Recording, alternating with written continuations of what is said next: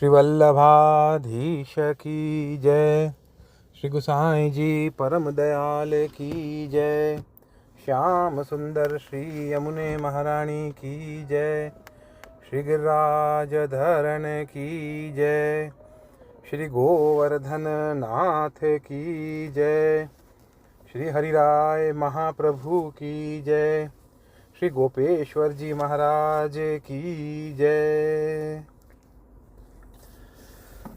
चिंता संतानहंतारो यत्पादाम्बुजरे नव स्वीयानान्तान् निजाचार्यान् प्रणमामि मुहुर्मुहुः। यदनुग्रहतो जन्तु सर्वदुःखातिगो भवेत् तमहं सर्वदा वन्दे श्रीमद्वल्लभनन्दनम्। अज्ञानतिमिरान्धस्य ज्ञानाञ्जनशलाकया चक्षुरुन्मीलितं येन तस्मै श्रीगुरुवे नमः। नमामि हृदये शेषे लीलाक्षीराब्धिशायिनं लक्ष्मीसहस्रलीलाभिः सेव्यमानं कलानिधिं। चतुर्भिश्च त्रिभिस्तथा षड्भिर्विराजते योऽसौ पंचधा हृदये मम। बड़े शिक्षा पत्र छठा चल रहा है और छठे शिक्षा पत्र में कल हमने पढ़ा था छठा श्लोक।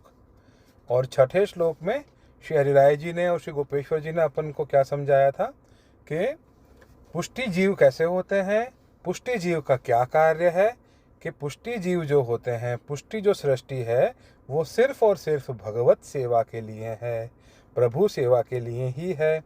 और जो ठाकुर जी के श्रीअंग में से उत्पन्न हुई ऐसी जो पुष्टि सृष्टि है उसको कभी भी किसी तरीके की चिंता नहीं करनी चाहिए। क्यों नहीं करनी चाहिए? क्योंकि उनका ये हमेशा भाव दृढ़ रहता है कि ठाकुर जी सर्वत्र विराज रहे हैं, हर जगह ठाकुर जी विराज रहे हैं, हर बात जो है ठाकुर जी अपने लिए सिद्ध करते हैं। ठीक है, तो सर्व सामर्थ्यवान ठाकुर जी हैं, तो अपन को किसी तरीके की अन्यथा चिंता करने की ज़रूरत नहीं है। ये वाला हमने श्लोक जो है कल पढ़ा था और उसमें ये सारा विवेचन हमने कल पढ़ा था।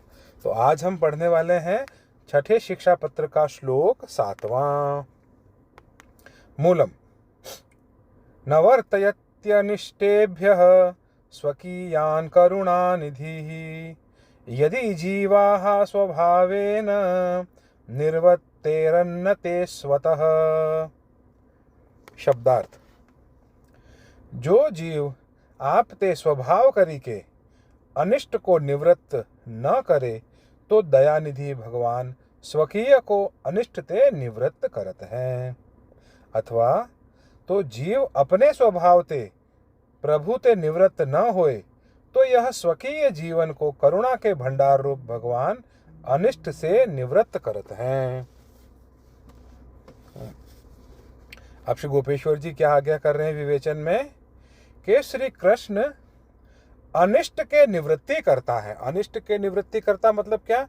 कि अपने जीवन में, पुष्टि सृष्टि के जीवन में जितना भी अनिष्ट है, अनिष्ट मतलब जो हमारे लिए इच्छित नहीं है, ठीक है, जो हमारे लिए ठीक नहीं है, तो ऐसे अनिष्ट वस्तुओं को ठाकुर जी जो है वो निवृत्त करता है। सो अपने स्वकीय को अनिष्ट निश्चय दूरी करेंगे।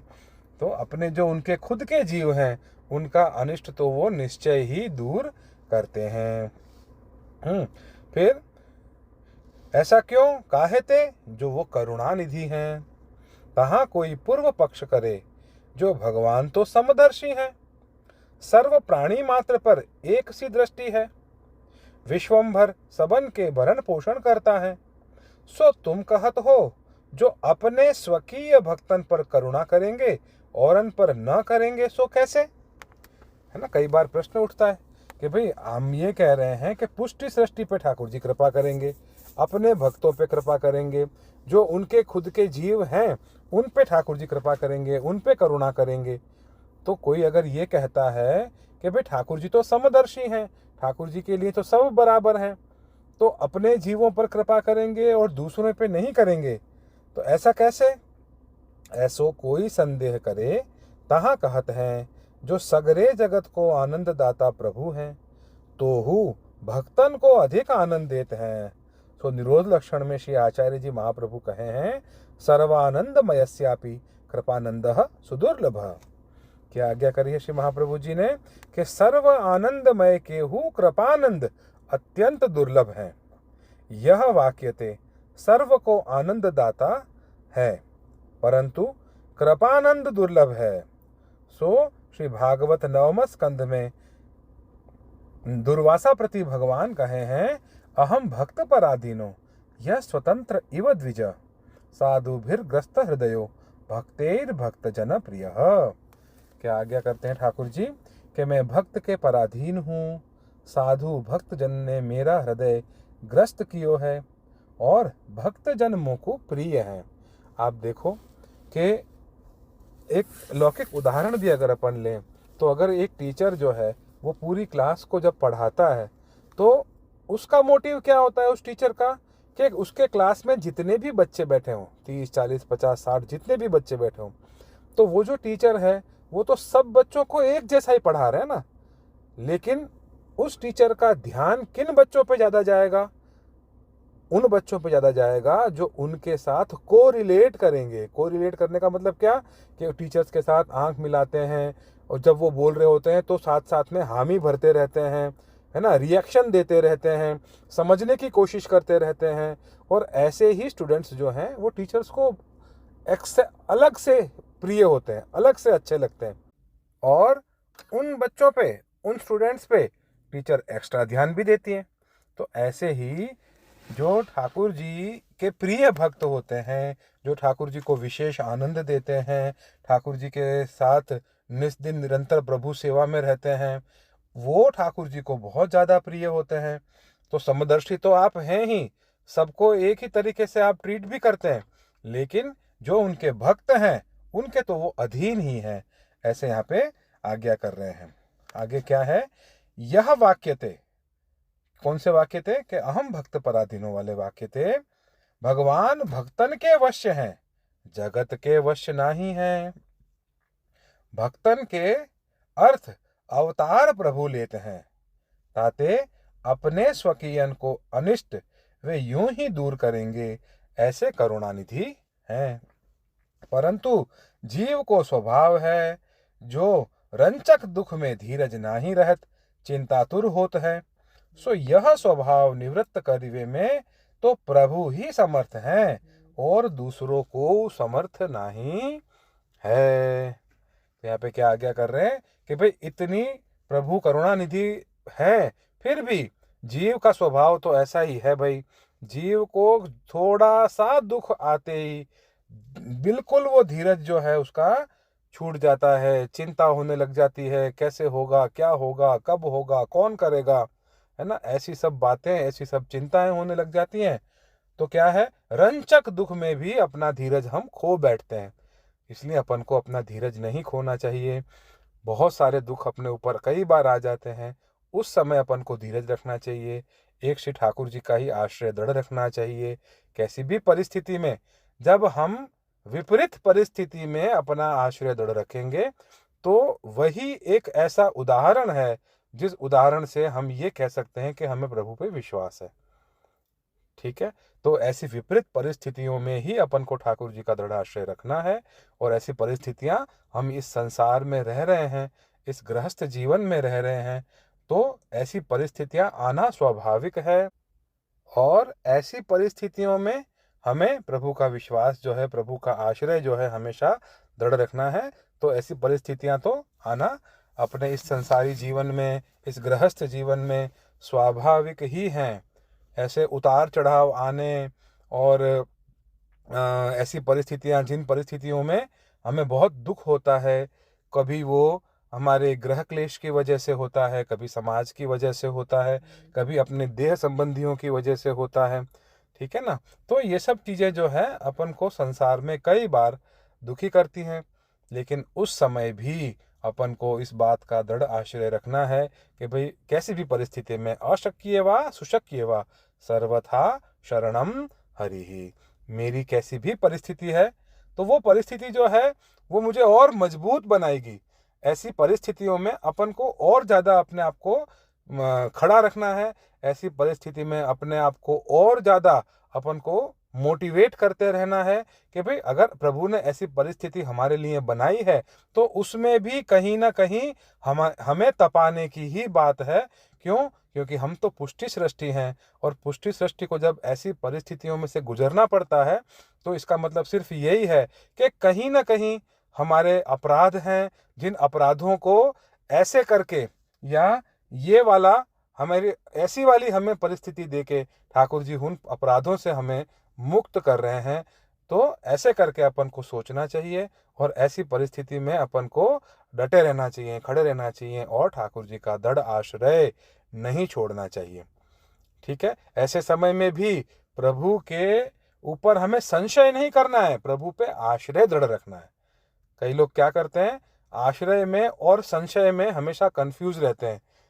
ऐसी परिस्थिति में कई बार हम ठाकुर जी पे आरोप लगाना शुरू कर देते हैं कि इतनी सेवा करते हैं, इतना सत्संग करते हैं, इतना क्या कहते हैं, भगवदियों का संग करने का प्रयत्न करते हैं, पुस्तक वाचन करते हैं, ग्रंथ वाचन करते हैं, तो भी हमारी ऐसी परिस्थिति क्यों आ गई। तो ये तो होता है आरोप लगाना, और एक ये होता है कि ऐसी परिस्थिति में इतना जो हमने ठाकुर जी की सेवा की है, प्रभु सेवा में, भगवदियों के संग में, वैष्णवों के संग में जो हमने सत्संग किया, उसका ही ये प्रभाव है कि इन परिस्थितियों से हमें छूटने का पावर मिलता है, इन परिस्थितियों से हमें निकलने की शक्ति मिलती है। तो जो आश्रय है वो ये कहता है कि अपन को संशय नहीं करना है और आश्रय दृढ़ अपना रखना है। ठीक है, तो अपन को चिंता करने की जरूरत नहीं है, प्रभु सब कुछ करने में समर्थ है। ठीक है, चलो, श्री वल्लभाधीश की जय। 84 वैष्णवन की वार्ता। 84 वैष्णवन की वार्ता में किसकी वार्ता चल रही थी? वसुदेव दास छकड़ा सारस्वत ब्राह्मण की वार्ता चल रही थी। ठीक है, और सारस्वत और वसुदेव दास जी की वार्ता में आज हम पढ़ेंगे वार्ता प्रसंग चौथा। पिछली वाली वार्ता में हमने क्या पढ़ा था कि वो काजी और बहुत सारे और भी सिपाही जो हैं वो श्री गुसाई जी को परेशान करने के लिए वहाँ पे आते हैं यमुना जी के विश्रांत घाट पर, और वसुदेव दास जो हैं उनमें से एक को एक थप्पड़ मार के गिरा देते हैं। तो अगले दिन फिर काजी आता है और गुसाई जी से विनती करता है कि भाई हमने तो कन्हैया भी देखे और साथ में भीमसेन को भी देख लिया। तो ये वाली वार्ता हमने कल पढ़ी थी। आज हम पढ़ेंगे वसुदेव दास छकड़ा सारस्वत ब्राह्मण की वार्ता में वार्ता प्रसंग चौथा। और सिंहनंद में उत्सव हो तो तब वसुदेव दास को बुलावते नहीं। सिंहनंद में जब किसी किसी घर पे उत्सव होता तो उनको बुलाते नहीं, है ना। क्यों? क्योंकि आपको हम याद है, मैंने बताया था कि वो 1.5 मन तो खा लेते थे खाना प्रसाद, तो इस वजह से सब लोग उनको बुलाते नहीं थे। तब एक समय सिंहनंद के वैष्णव मिलके श्री गोकुल गुसाई जी के दर्शन को आए, सो तिनके साथ वसुदेव दास हु आए। तब वैष्णवन ने श्री गुसाई जी को दर्शन कियो, पाछे उहाँ रही के कोई समय पाए के वासुदेव दास ने श्री गुसाई जी से विनती करके कही, जो महाराज ये वैष्णव मों को सिंहनंद में उत्सव होत है, तब बुलावत नहीं। तब श्री गुसाई जी चुप करी रहे। तब पाछे उन वैष्णवन को जब डेरा को विदा किए, तब तिनमें ते 4-5 मुखिया रहे, सो तिनको श्री गुसाई जी ने राखे और सब वैष्णवन को डेरा पे पठाए। तब श्री गुसाई जी ने उन वैष्णवन से पूछो, जो तुम वसुदेव दास को उत्सव कीर्तनन में क्यों नहीं बुलावत हो? तब उन वैष्णवन ने विनती करी कि कही, जो महाराज वसुदेव दास को बड़े उत्सव में क्यों नहीं आवत हैं और छोटे उत्सव में ना ही बुलावत हैं। जो ये भूखे रह जाएंगे तो दोष लगेगो। भाई वो बड़े उत्सव में तो उनको बुला लेते हैं, लेकिन छोटे उत्सव में उनको नहीं बुलाते क्योंकि वो भूखे रह जाएंगे और दोष लगेगा। तब श्री गोसाई जी ने उनको आज्ञा दी, नहीं, जो तुम बंधान बांधो। गोसाई जी ने क्या कहा कि तुम एक नियम बांधो। क्या? जो 100 वैष्णव बुलाओ तो 50 तो और वैष्णवन को, और 50 में एक वसुदेव दास को बुलाओ। और जहां 50 बुलाओ तो 25 तो और वैष्णव बुलाओ, और 25 में एक वसुदेव दास को बुलाओ। और जहां 25 बुलाओ तहां 13 तो वैष्णव को बुलाओ, और 12 एक वसुदेव दास को बुलाओ। ऐसे 10 ताई श्री गोसाई जी ने बंधान बांध्यो। ऐसे 5 ताई बंधान बांध्यो। ऐसे जितने बुलावने होए तितने तो और वैष्णव बुलाओ, और आधे में एक वसुदेव दास को बुलाओ। तब उन वैष्णव ने कहो श्री गोसाई जी सो, जो महाराज भूखे रहेंगे। तब श्री गोसाई जी ने उन वैष्णवों से कहो, जो 10 ताई तुम आधे में वसुदेव दास को बुलाओ, तामे चाहे 100 होए, ताको तुम कहा करोगे। सो यह प्रकार मैंने तुमको कर दीनो। सो मेरी आज्ञा ते तुमको कछु बाधा नहीं, जो तुम आधे में वसुदेव दास को खुशी से बुलाओ। पाछे भूखो रहे तो तुमको कछु दोष नहीं। पर यह श्री आचार्य जी महाप्रभु को सेवक है, ताते बुलाए बिना वसुदेव दास को तुम उत्सव मती करियो। तब वैष्णव ने कही, जो महाराज की आज्ञा होगी सो ही करेंगे। तब वे कोई दिन गोकुल रही के पाछे सब वैष्णव सिंहनंद को गए। तब वे वैष्णव सोई करन लागे। श्री गोसाई जी वसुदेव दास को श्री आचार्य जी महाप्रभु को सेवक जानी के ऐसी कृपा करते। सो वे वासुदेव दास श्री आचार्य जी महाप्रभु के ऐसे परम कृपा पात्र भगवदीय हैं, ताते इनकी वार्ता कहाँ ताई लिखिए। ठीक है, तो क्या नियम बना दिया गोसाई जी ने कि जितने भी वैष्णव तुम्हें बुलाने हो, 100 बुलाने हो तो तुम 50 को बुलाओ, और 50 में वसुदेव दास को रखो। मतलब आधे वैष्णव में वसुदेव दास को रखो और आधे वैष्णव तुम बुला लो। ठीक है, तुम्हें 50 बुलाने हो तो 25 वैष्णव बुलाओ और बाकी के 25 में वसुदेव दास को रखो। ऐसा नियम बना के और फिर उनको श्री गोसाई जी ने आज्ञा की कि भाई इनको तुम जरूर बुलाओ, ये श्री महाप्रभु जी के कृपा पात्र वैष्णव हैं, तो इनको बुलाए बिना उत्सव मत करना। ऐसे उनको आज्ञा दी।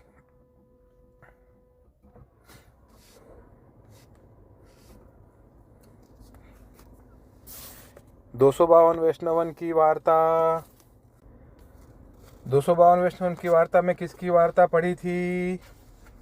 हमने पढ़ी थी मधुसूदन दास की वार्ता। और मधुसूदन दास की वार्ता में हमने क्या पढ़ा था कि गोसाई जी ने उनको ये कहा था कि तुम जो है सब जगह भिक्षा मांगो, लेकिन कहाँ कहाँ भिक्षा मत मांगना। भट्ट जी के यहाँ पे, हमारे जहाँ पे नौकर हैं उनके यहाँ पे, हमारे सेवक के यहाँ पे, ऐसे तुम वहाँ उन जगह पे भिक्षा मत मांगना, क्योंकि वहाँ पे हमारा द्रव्य जाता है और हमारा द्रव्य जाएगा और वो अंश अगर तुम्हारे पास आएगा तो बुद्धि भ्रष्ट होगी, इसलिए तुम वहाँ पे भिक्षा लेने मत जाना। ये वार्ता हमने कल पढ़ी थी।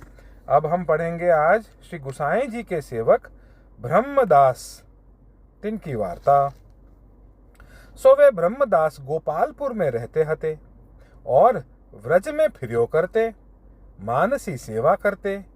मानसी जीव को साक्षात्कार हो गई हती। मानसी इनको साक्षात्कार हो गई हती।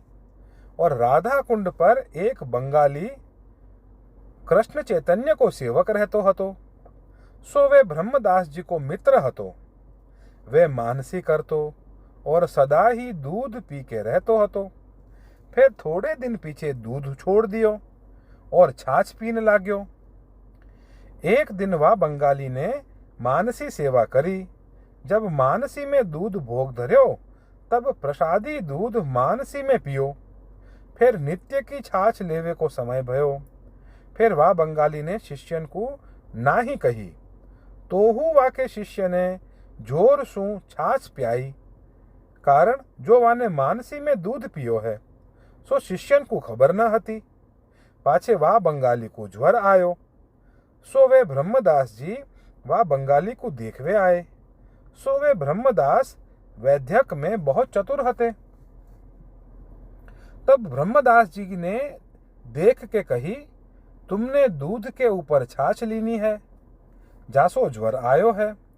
फिर वह बंगाली ने शिष्यन ने कही, इनने दूध नहीं पियो है। तब वे बंगाली बोलियो अपने शिष्यन सु, तुमको कहा खबर है, जा घर को हमने दूध पियो है। ये बाई घर के सदैव रहवे वारे हैं, और जब हमने दूध पियो जब ये देखत हते। सो वे ब्रह्मदास जी श्री गुसाई जी के ऐसे कृपा पात्र हते, जो कोई और मनुष्य मानसी सेवा करतो सो अपनी मानसी के प्रताप ते और श्री गुसाई जी की कृपा ते सबकी मानसी जान जाते। इस वार्ता में क्या बताया कि जो ये ब्रह्मदास जो थे वो मानसी सेवा करते थे, ठीक है, और मानसी उनको सिद्ध हो चुकी थी, मानसी सेवक में इनको साक्षात्कार हो चुका था। तो एक बार क्या होता है कि कृष्ण चैतन्य जी के जो शिष्य होते हैं वो भी मानसी सेवा करते थे, बंगाली थे। तो जो मानसी सेवा करते थे तो मानसी में उन्होंने पहले वो दूध लेते थे, फिर उन्होंने छाछ लेना शुरू कर दिया था। तो एक दिन मानसी में उन्होंने दूध अरोगवाया और फिर मानसी में ही वो दूध पी भी लिया। मानसी का मतलब क्या, अपने शरीर से नहीं कुछ करना, कुछ दिख नहीं रहा, मन से ही करना। मानसी सेवा सबसे उत्तम सेवा मानी जाती है, ठीक है। तो मानसी में उन्होंने दूध पी लिया।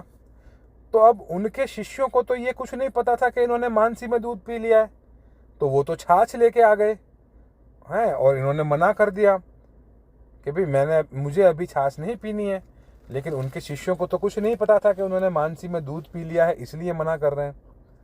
तो इन्होंने जबरदस्ती उनको छाछ पिला दी।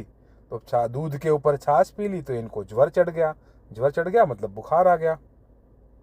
तो जब ये ब्रह्मदत्त के पास, क्योंकि वो अच्छे वैद्य थे, ब्रह्मदास जी के पास आते हैं और ब्रह्मदास जी इनको कहते हैं कि तुमने दूध के ऊपर छाछ पिया है, इसलिए तुमको ये ज्वर चढ़ा है। तो सारे शिष्यों ने कहा कि भाई इन्होंने दूध तो पिया ही नहीं है, इन्होंने सिर्फ छाछ पी है। तो वो जो कृष्ण चैतन्य जी के जो शिष्य होते हैं वो ये कहते हैं कि अरे तुम लोगों को कुछ नहीं पता है कि यहाँ पे ये जिनके पास तुम मुझे लेके आए हो ये तो मानसी में सदा ही वहाँ पे रहने वाले हैं, ठाकुर जी के पास। तो इनको दूध पीते हुए भी ब्रह्मदास जी ने देखा था मानसी में।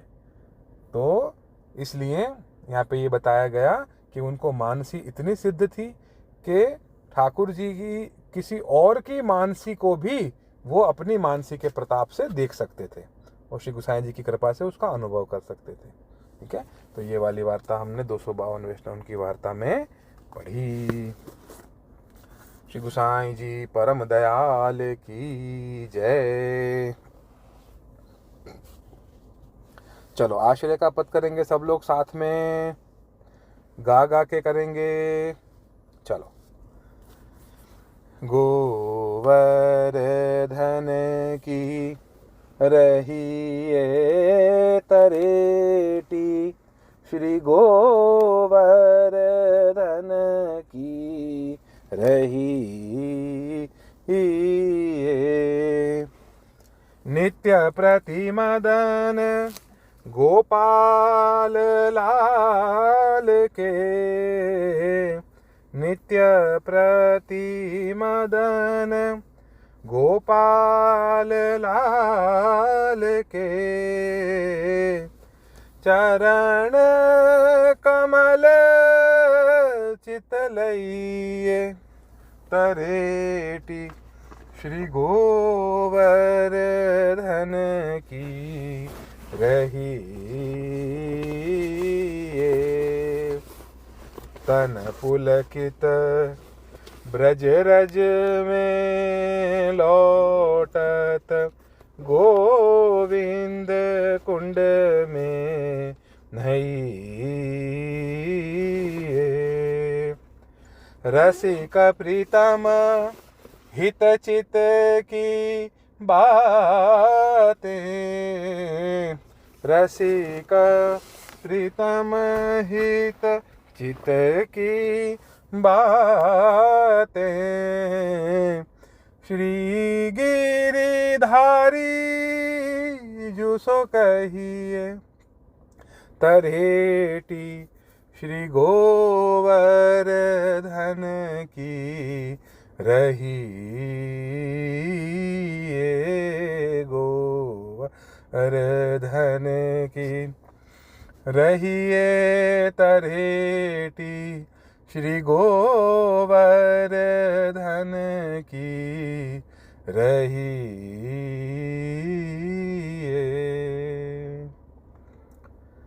मेरे तो तुम हो श्री वल्लभ स्वामी, मेरे अंतर की जानो अंतर्यामी। तुम सरखो नहीं दीन दयाल, मो सरखो नहीं कामी। रसिक कर जोड़ विनती करे, चरण शीश नामी। एक पलक जो रहिए वृंदावन, एक पलक जो रहिए। जन्म जन्म के पाप कटत हैं, जन्म जन्म के पाप कटत हैं। कृष्ण कृष्ण मुख कहिए वृंदावन, एक पलक जो रहिए।